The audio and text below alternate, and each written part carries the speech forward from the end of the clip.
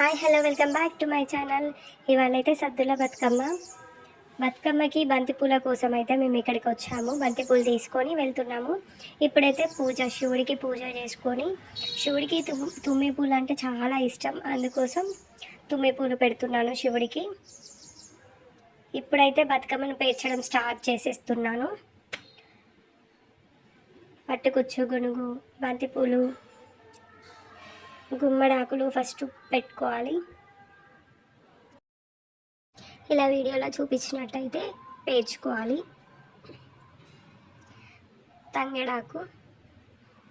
తంగేడాకు చాలా special, main thing బతుకమ్మకి. ఇదైతే అడవి తంగేడాకులు, తంగేడు పువ్వు,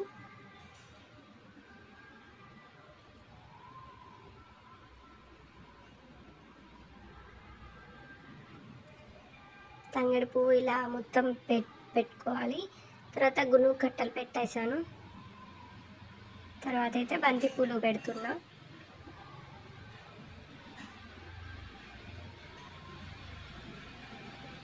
ఇప్పుడు ఇక పట్టు కుచ్చు పెట్టేసి అమ్మవారికి ఒక స్టిక్కి అమ్మవారిని పెట్టేసి ఇలా కట్టుకొని చేసా. లాస్ట్కి అయితే ఫైనల్ లుక్ అమ్మవారిని ఇంకా శివుడిని